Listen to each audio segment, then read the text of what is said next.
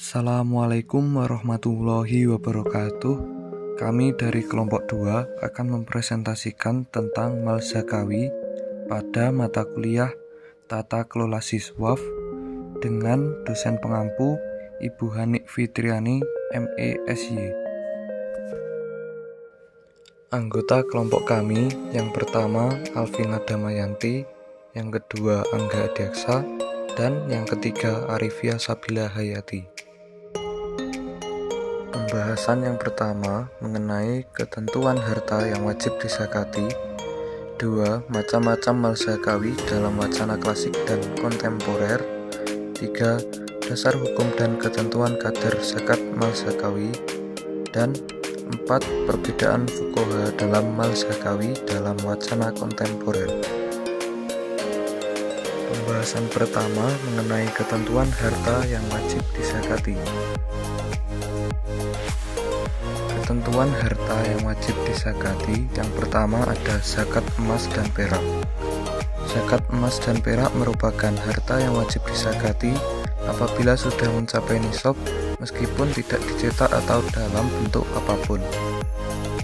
Emas yang dimaksudkan dalam bentuk apapun itu merupakan emas yang telah dicetak menjadi perhiasan yang dipakai di anggota badan atau lainnya, maupun emas dalam bentuk uang logam atau emas dalam bentuk lempengan. Yang kedua, zakat hasil pertanian. Yang dimaksud dengan hasil pertanian di sini adalah bahan-bahan yang digunakan sebagai makanan pokok dan tidak busuk jika disimpan. Misalnya dari tumbuh-tumbuhan, yaitu jagung, beras, dan gandum. Sedang dari jenis buah-buahan, misalnya kurma dan anggur. Hasil pertanian, baik tanaman maupun buah-buahan, wajib dikeluarkan zakatnya apabila sudah memenuhi persyaratan. Kemudian yang ketiga, zakat peternakan.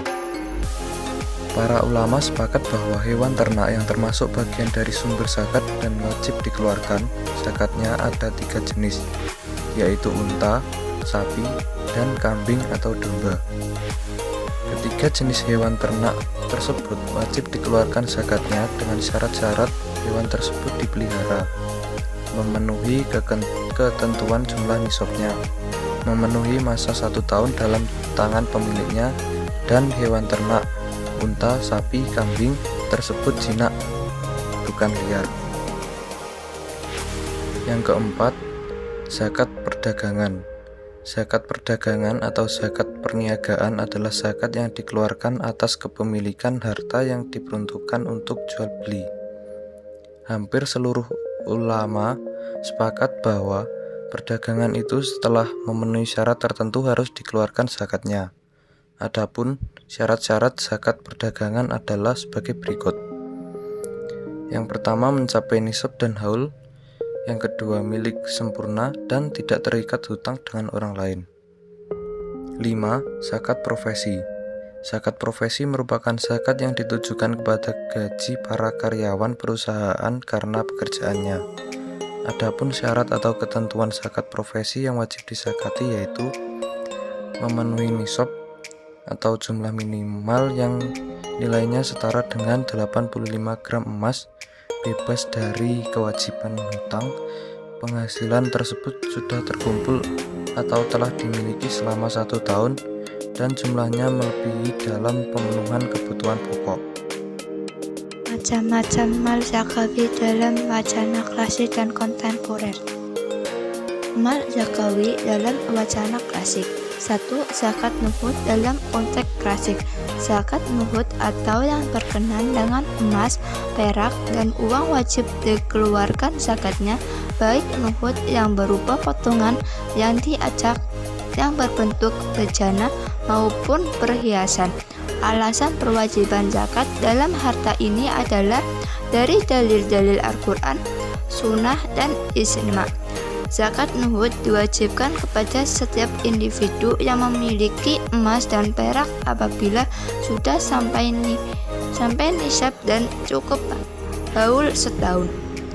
Kedua, zakat barang tambang dan temuan dalam konteks klasik. Zakat barang tambang dan temuan merupakan zakat yang dikeluarkan untuk setiap barang hasil dari penambangan yang digali sekaligus harus memenuhi nisab. Harta jenis ini apabila ditemukan oleh seseorang atau beberapa orang, baik muslim maupun non-muslim, menurut mayoritas ulama, maka wajib dikeluarkan zakatnya sebesar 20% terhitung sejak harta tersebut ditemukan. Ketiga, binatang ternak. Dengan hewan-hewan ternak yang dikenakan zakat hanya unta, sapi, atau kerbau, kemudian kambing atau domba atau biri-biri, sedangkan hewan-hewan lainnya seperti ayam, bebek, dan burung puyuh tidak ada kewajiban zakat. Mal zakawi dalam wacana kontemporer. 1. Zakat penghasilan atau profesi. Zakat penghasilan atau profesi merupakan salah satu kasus baru dalam fikih hukum Islam. Al-Quran dan Al-Sunnah tidak memuat aturan hukum yang tegas mengenai zakat profesi ini. Begitu juga ulama mujtahid seperti Abu Hanifah, Malik, Hanafi, dan Ahmad bin Hanbal tidak pula memuat dalam kitab-kitab mereka mengenai zakat profesi ini. Hal ini disebabkan oleh dan terbatasnya jenis-jenis usaha atau pekerjaan masyarakat pada masa Nabi dan Imam Mujtahid. 2. Zakat saham dan obligasi. Secara praktis, instrumen saham belum didapati pada masa Rasulullah SAW dan para sahabat. Terkait dengan zakat saham, Qardawi mengemukakan dua pendapat. Pertama, jika perusahaan itu merupakan perusahaan institusi murni, artinya tidak melakukan kegiatan perdagangan, maka sahamnya tidaklah wajib dizakati. Kedua, jika perusahaan tersebut merupakan perusahaan dagang murni yang membeli dan menjual barang-barang tanpa melakukan kegiatan pengelolaan, maka wajib dikeluarkan zakatnya. 3. Zakat perusahaan. Zakat perusahaan hampir sama dengan zakat perdagangan dan investasi. Bedanya dalam zakat perusahaan bersifat kolektif dari pemilik atau pemegang saham. Dengan kriteria, jika perusahaan bergerak dalam bidang usaha perdagangan, maka perusahaan tersebut mengeluarkan harta sesuai dengan aturan zakat perdagangan. Kadar zakat yang dikeluarkan sebesar 2,5%. Dan jika perusahaan tersebut bergerak dalam bidang produksi, maka zakat yang dikeluarkan sesuai dengan aturan zakat investasi atau pertanian. 4. Zakat investasi. Zakat investasi adalah zakat yang dikenakan terhadap harta yang diperoleh dari hasil investasi, misalnya bangunan atau kendaraan yang disewakan. Hal ini dilakukan oleh suatu perusahaan jika ia memiliki surplus anggaran untuk membiayai kegiatan pokoknya.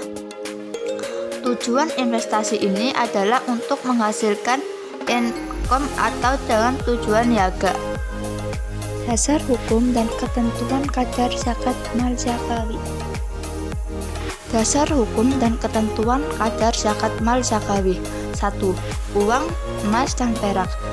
Dasar hukum atas zakat ini ada pada hadis berikut. Artinya, tiada pemilik emas dan perak yang tidak memakan haknya untuk mengeluarkan zakatnya, melainkan pada hari kiamat ialah didudukkan di atas padang batu yang lebar dalam neraka, dibakar di dalam jahanam, disetrika dengannya lambung, kening, dan punggungnya. Setiap itu padam, maka dipersiapkan lagi baginya hal serupa untuk jangka waktu 55 tahun hingga selesai pengadilan umat semuanya. Kemudian diperlihatkan kepadanya jalannya, apakah ke surga atau ke neraka. Menurut hadis riwayat Bukhari, Abu Dawud, Ibnu Munzir, Abu Hatim, dan Mardiyawawi, besar zakat emas dan perak yang wajib dikeluarkan adalah sebesar 2,5%. Kemudian untuk uang dihiaskan dengan emas atau perak karena pada zaman dahulu emas dan peraklah yang menjadi alat tukar dengan nama dinar dan dirham. 2. Tanaman hasil bumi. Dasar hukum diwajibkannya zakat hasil bumi adalah surat Al-Baqarah ayat 267. Artinya, hai orang-orang beriman, nafkahkanlah di jalan Allah sebagian dari hasil usahamu yang baik-baik dan sebagian dari apa yang kami keluarkan dari bumi untuk kamu. Dan janganlah kamu memilih yang buruk-buruk lalu kamu nafkahkan daripadanya. Padahal kamu sendiri tidak mau mengambilnya, melainkan dengan memicingkan mata terhadapnya, dan ketahuilah bahwa Allah Maha Kaya lagi Maha Terpuji. Selanjutnya, untuk dasar hukum dan ketentuan pada zakat mal zakawi, yang ketiga yaitu binatang ternak. Yang pertama ada nisab zakat unta. Apabila seseorang mempunyai 5-9 ekor unta, itu zakatnya sebesar 1 ekor kambing. Untuk 10-14 ekor unta, zakatnya 2 ekor kambing. Untuk 15-19 ekor unta, zakatnya 3 ekor kambing. Untuk 20-24 ekor unta, zakatnya 4 ekor kambing. Selanjutnya, untuk 25-35 ekor unta, zakatnya 1 ekor anak unta betina yang berumur 1 tahun dan masuk tahun kedua. Selanjutnya, 36-45 ekor unta, zakatnya 1 anak unta betina yang berumur 2 tahun dan masuk tahun ketiga. Untuk 46-60 ekor unta, zakatnya 1 ekor anak unta betina yang telah berumur 3 tahun dan masuk tahun keempat. Untuk 61 dan 75 ekor unta, zakatnya 1 ekor anak unta betina yang telah berumur 4 tahun dan masuk tahun kelima. Selanjutnya 76-90 ekor unta, zakatnya 2 ekor binatun. Untuk 91-120 ekor unta, zakatnya 2 ekor hiko. Untuk 121 ekor unta, yaitu zakatnya 3 ekor bin labun. Selanjutnya diperhitungkan untuk setiap 40 ekor zakatnya 1 ekor bin labun, dan setiap 50 ekor zakatnya 1 hiko. Kemudian yang kedua ada nisab zakat sapi dan kerbau. Jika seseorang mempunyai 30-39 ekor sapi atau kerbau, banyak zakatnya yaitu 1 anak sapi atau seekor kerbau umur 2 tahun. Untuk 40-59 ekor sapi atau kerbau, banyak zakatnya yaitu 1 anak sapi atau seekor kerbau umur 2 tahun. Selanjutnya untuk 60-69 ekor sapi atau kerbau, banyak zakatnya yaitu 2 ekor anak sapi atau seekor kerbau umur 1 tahun. Dan 70 sampai seterusnya, banyak zakatnya sebesar 1 ekor anak sapi betina umur 2 tahun dan 1 ekor anak sapi jantan umur 1 tahun. Kemudian yang ketiga ada nisab zakat kambing. Jika seseorang mempunyai 40-120 ekor kambing, banyak zakatnya yaitu 1 ekor kambing betina umur 2 tahun atau 1 ekor domba betina umur 1 tahun. Untuk 120-200 ekor kambing, banyak zakatnya yaitu 2 ekor kambing betina umur 2 tahun atau 2 ekor domba betina umur 1 tahun. Untuk 201-399 ekor kambing, banyak zakat yang dikeluarkan yaitu 3 ekor kambing betina umur 2 tahun atau 3 ekor domba betina umur 1 tahun. Dan 40 sampai seterusnya, banyak zakatnya yaitu sebesar 4 ekor kambing betina umur 2 tahun dan atau 4 ekor domba betina umur 1 tahun dan seterusnya. Selanjutnya, materi yang keempat yaitu perbedaan fuqaha dalam mal zakawi dalam wacana kontemporer. Yang pertama ada zakat nukut. Jumhur selain mazhab Syafi'i membolehkan penggabungan kedua jenis nukut atau emas dan perak untuk menggenapkan jumlah nisab. Dengan demikian, emas bisa digabungkan dengan perak. Begitu pula sebaliknya. zakatnya. Atas dasar ini, orang yang memiliki 100 dirham perak dan 5 miskal emas yang harganya sama dengan 100 dirham wajib mengeluarkan zakatnya, sebab maksud dari zakat kedua jenis itu sama. Keduanya sama dengan satu jenis. Yang kedua ada zakat barang tambang. Zakat yang mesti dikeluarkan dari barang tambang menurut mazhab Hanafi dan Maliki adalah 1/5, sedangkan mazhab Syafi'i dan Hambali sebanyak 1/4 dirham. Mengenai zakat yang mesti dikeluarkan dari rikas atau barang temuan, semua ulama berpendapat bahwa zakatnya 1/5. Semua ulama mazhab sepakat bahwa nisab menjadi syarat dalam barang tambang, tetapi nisab tidak menjadi syarat dalam rikas. Demikian menurut jumhur. Berbeda dengan mazhab Syafi'i, menurutnya nisab menjadi syarat dalam zakat rikas.